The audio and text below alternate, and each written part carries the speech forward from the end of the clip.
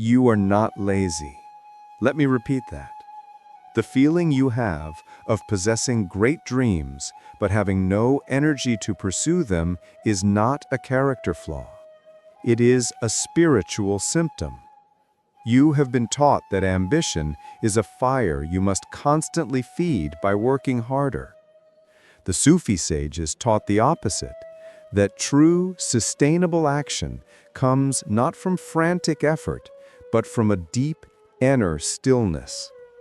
Today, we will correct this modern myth and learn the lost art of sharpening the soul. There is a hollow ache at the center of the modern world. It is the feeling of being haunted by a grander version of ourselves, a vision of the life we could be living, the person we could be becoming. We feel this potential shimmering within us like a distant star, the book we long to write, the health we wish to embody, the peace we yearn to feel. This is our ambition, a sacred calling from our own soul. Yet when we turn to face the day, to take the first step towards that shimmering vision, we are met with a leaden exhaustion, a profound inertia. The grand dream feels impossibly large, and the energy we have feels impossibly small. Instead of writing the first page, we scroll through the lives of others. Instead of preparing a nourishing meal, we reach for what is easy.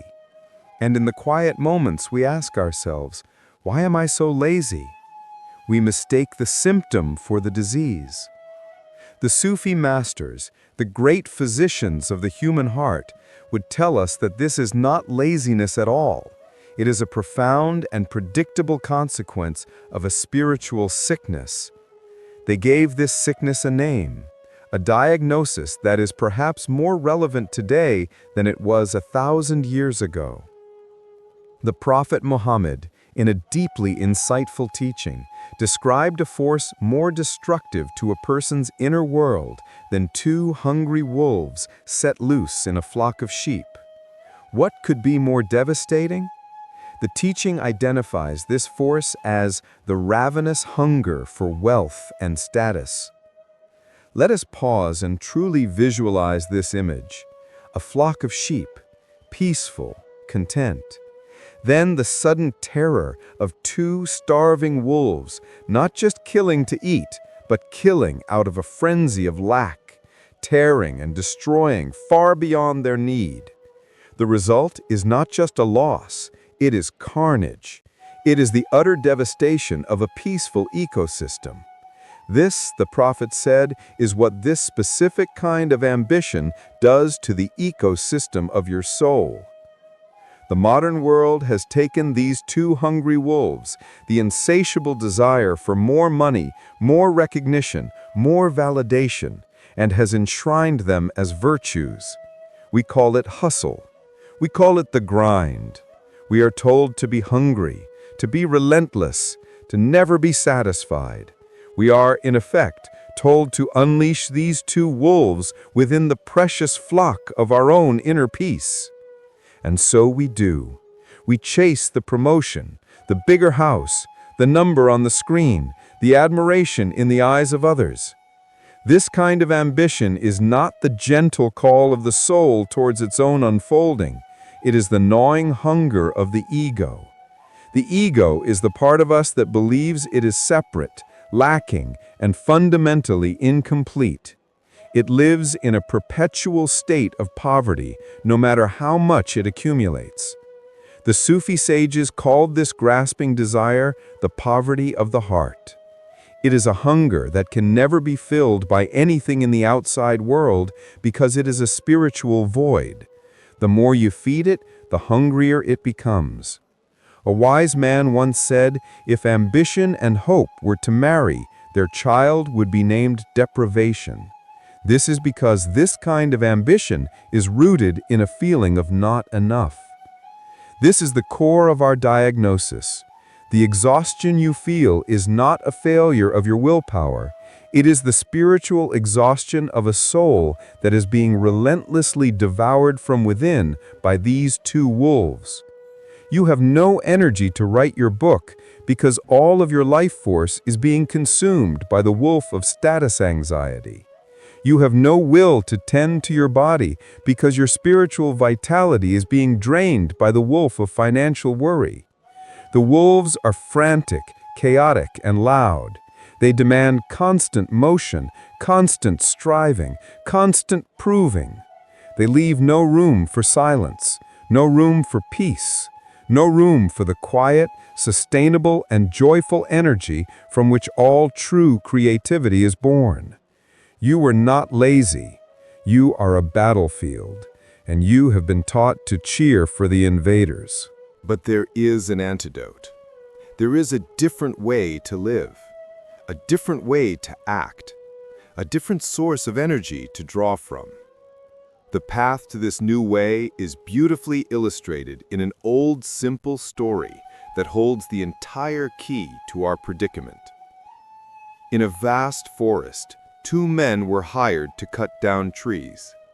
The first man was a picture of modern ambition. He rose before the sun, grabbed his axe, and began to work with a ferocious intensity. He did not stop for breaks. He did not stop for lunch.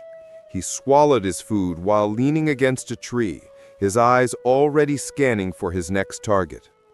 As one tree would begin to fall, he was already moving toward the next, the echo of the crash mixing with the fresh thud of his axe. He worked long into the evening, well after the second man had gone home. He was driven, relentless, and utterly committed. The second man worked differently. He arrived at a reasonable hour and worked with a steady, rhythmic pace. But several times a day he would stop. He would lay down his axe, find a comfortable spot in the shade, and simply rest. He might drink some water, look up at the sky, or just sit in silence. To the first man, this looked like weakness, like idleness. After about an hour, the second man would pick up his axe and return to his work. At the end of the day, as the light began to fade, he would pack up and go home to his family. This continued for a week. The first man was certain that his output would be vastly superior. He had worked more hours, he had swung his axe more times, he had sweat more gallons. He had sacrificed everything for his work. When the time came to count the felled trees, he was enraged and bewildered. The second man, the one who took long breaks and went home early, had cut down significantly more trees. "How can this be?" the first man demanded. "It makes no sense. I worked harder than you. I started earlier. I finished later. I never stopped. What is your secret?" The second man smiled gently and replied, "There is no secret. While you were working without pause, I was taking breaks. But I was not just resting. I was sharpening my axe." So what does it mean, in a real and practical sense, to sharpen the axe of the self? It is not about idleness. It is an active, intentional, and deeply productive process. The Sufis understood this as the journey of self-knowledge. Carved into the great temple at Delphi was the Socratic maxim, "Man, know thyself." This is the sharpening stone. To know yourself is to understand the path from where you are to where you want to be. It is to close the gap between how you see yourself and how the world experiences you. This is the work that makes all other work possible, and it can be understood in three distinct yet interconnected dimensions: sharpening the mind, sharpening the character, and sharpening the spirit. To sharpen the mind is to become a curious and compassionate observer of your own inner world. A dull mind is one that is cluttered with unconscious biases, repetitive negative thoughts, and the unexamined noise of the ego. It is a mind that reacts rather than responds. Sharpening it means taking the time to sit in stillness and simply watch your thoughts without judgment. It is the practice of asking, is this thought true? Is this belief serving me? It is the discipline of reading, of learning, of exposing your mind to new ideas that challenge your old assumptions. A sharp mind knows how to differentiate between the voice of fear and the voice of wisdom. It knows how to plan, not from a place of frantic anxiety, but from a place of calm clarity.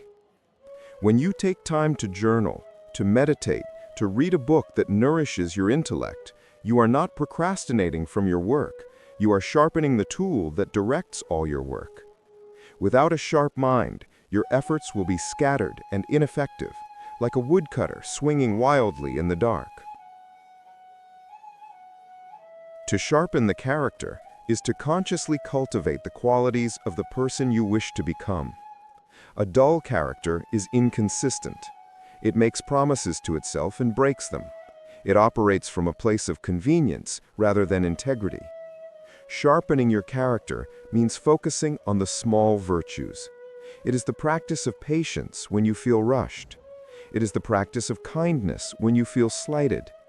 It is the practice of keeping your word, especially to yourself, in the smallest of things.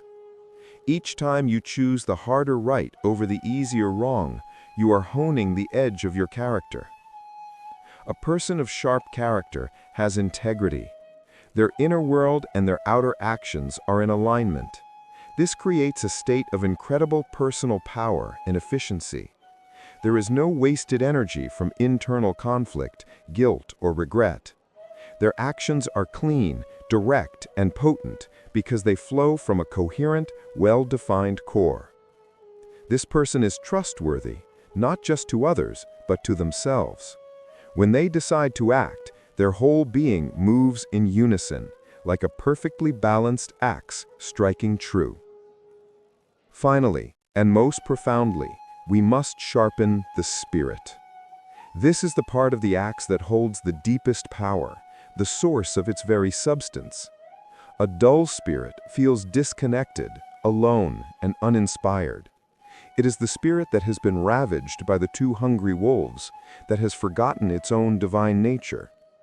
To sharpen the spirit is to engage in practices that reconnect you to the vast ocean of existence, to the source of all life and all energy. This is what prayer is. This is what spending time in nature is. This is what listening to beautiful music that touches your soul is. It is any act that silences the clamor of the ego and allows you to feel a part of something larger than yourself. When you sharpen your spirit, you are not generating energy from your own limited reserves. You are opening yourself up to be a channel for a universal energy that is infinite and inexhaustible.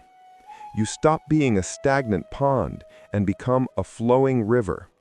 This is the ultimate antidote to burnout. Burnout comes from the belief that it is all up to you, that you must generate all the energy yourself. The sharpened spirit knows this is a lie. It knows that its job is simply to stay clear, open, and connected, and the energy will flow through it. This is the deep rest the second woodcutter knew.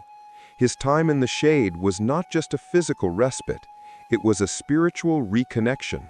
He was plugging back in to his power source. This, then, is the great secret.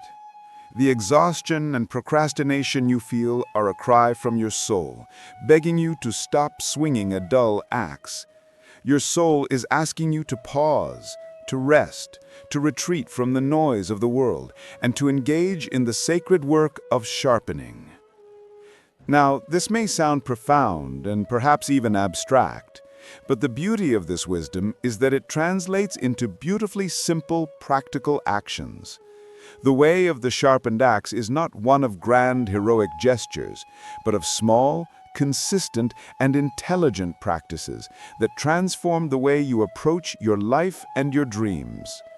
These are the very habits that the modern world, in its own way, is beginning to rediscover. But we must frame them not as productivity hacks, but as the spiritual practices they truly are. The first practice of the sharpened axe is to make everything small. The ego, the first woodcutter within us, loves enormous, overwhelming goals. I will write a 300-page book. I will lose 50 pounds. I will build $1 million business. The sheer size of these goals is what paralyzes us.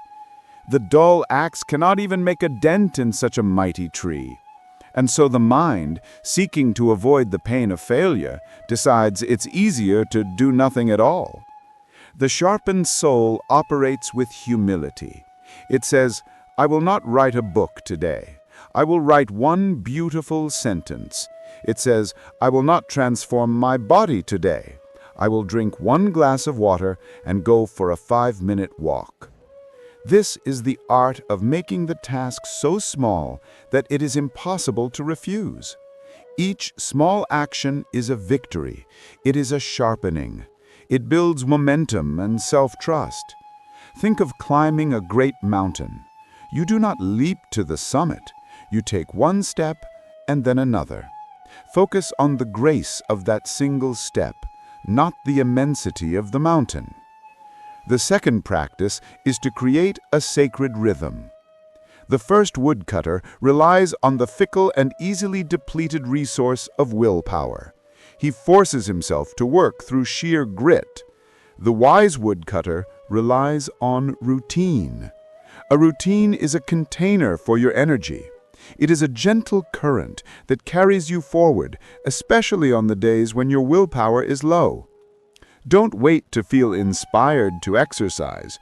Create a routine where you put your workout clothes by your bed the night before. This small act of preparation makes the next step almost automatic. This is not about being rigid. It is about being wise. You are creating channels in your life for energy to flow easily. What is one small routine you can create? Perhaps it is writing your to-do list for the next day before you go to bed, or beginning your day with 5 minutes of silence. These small, consistent rhythms are like tapping the sharpening stone against the blade, over and over, gently honing your capacity for effective action. They make things automatic until they become natural. The third practice is to honor the beginning. The Sufis know that there is a special blessing, a barakah, in the beginning of any worthy endeavor. Yet for so many of us, starting is the hardest part. The inertia is immense. To overcome this, use what some call the 2-minute rule. Promise yourself you will work on your great dream for only 2 minutes. That is all.